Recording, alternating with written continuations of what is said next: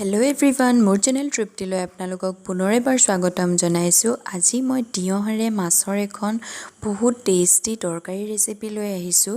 এই তৰকাৰীখন নাখালে আপোনালোকে ধৰিবই নোৱাৰিব যে এইখন কিমান টেষ্টি হয়। বলকচোন চাওঁ আহক মইনো কেনেকৈ বনালোঁ এই ৰেচিপিটো। এই ৰেচিপিটোৰ বাবে মই ইয়াত তিয়ঁহ লৈছোঁ। ইয়াত দুটা মিডিয়াম সাইজৰ তিয়ঁহ আছে আৰু তিয়ঁহখিনি মই সৰু সৰুকৈ কাটি লৈছোঁ। আৰু এফালে আছে মই এটা ডাঙৰ সাইজৰ আলু এনেদৰে দীঘলীয়াকৈ কাটি লৈছোঁ। এফালে এটুকুৰ মই নেমু লৈছোঁ আৰু অলপ মিঠি গুটি লৈছোঁ, এটা কেঁচা জলকীয়া লৈছোঁ আৰু এফালে মই 4 পিচ মাছ লৈছোঁ। আৰু মাছখিনি মই হালধি আৰু নিমখ দি ফ্ৰাই কৰি লৈছোঁ। গেছটো জ্বলাই মই কেৰাহীখন পাতি দিলোঁ আৰু ইয়াত মই অলপ তেল দি লৈছোঁ।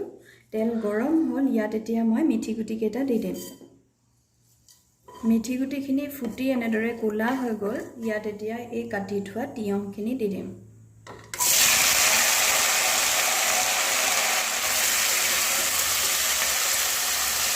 এতিয়া মই এই কাটি থোৱা আলু কেইটুকুৰো দি দিম। ইয়াত এতিয়া মই পৰিমাণ অনুসৰি হালধি দি দিম আৰু সোৱাদ অনুসৰি নিমখ দি দিম।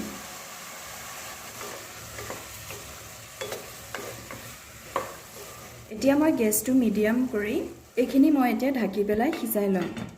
5 মিনিট হৈ গ'ল, মই এইখিনি ভালদৰে লৰাই ল'ম। আৰু আপোনালোকে তিয়ঁহ আৰু আলুখিনি দিয়াৰ পিছত এনেদৰে ঢাকি পেলাই 5 মিনিট সিজিবলৈ দিব ভালদৰে। আৰু তাতকৈ আগতেই যদি লৰাই দিয়ে তেনেহ'লে এইখিনি ভালদৰে গলি নাযাব, সেইকাৰণে 5 মিনিট এনেদৰে ঢাকি সিজাই ল'ব লাগে। তাৰপিছতহে আপোনালোকে লৰাব। আৰু এতিয়া মই আকৌ ঢাকি পেলাই সিজাই ল'ম।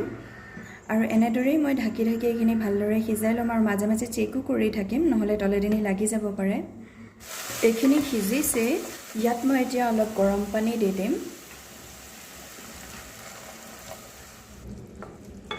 এইখিনি ভালদৰে লৰাই দিলোঁ। এইখিনি আকৌ ভালদৰে সিজাই ল'ম।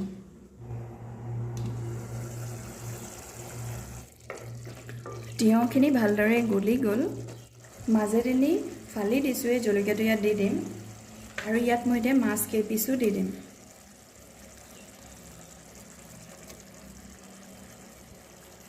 এক মিনিটমান সময় মই এতিয়া এনেদৰে ঢাকি ৰাখিম।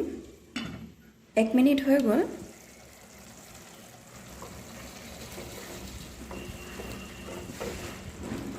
ইয়াত এতিয়া মই জোখমতে গৰম পানী দি দিম।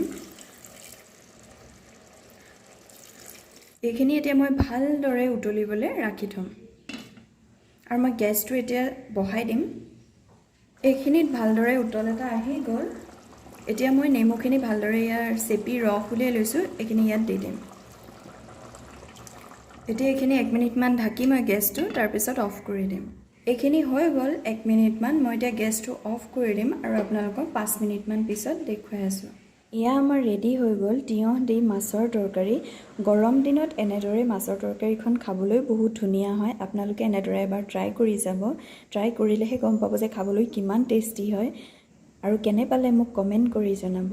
যদি আজি আপোনালোকৰ ভিডিঅ'টো ভাল লাগিল তেনেহ'লে লাইক কৰিব, ফেমিলি আৰু ফ্ৰেণ্ডছৰ লগত শ্বেয়াৰ কৰিব আৰু মোৰ চেনেলটো ছাবস্ক্ৰাইব কৰি দিব। আৰু কাষতে থকা বেল বাটনটো ক্লিক কৰি অল কৰি দিব, তেতিয়া মোৰ আহিবলগীয়া নতুন ভিডিঅ'ৰ ন'টিফিকেশ্যন আপুনি প্ৰথমেই পাব। আৰু ভিডিঅ'টো শেষলৈকে চোৱাৰ বাবে ধন্যবাদ।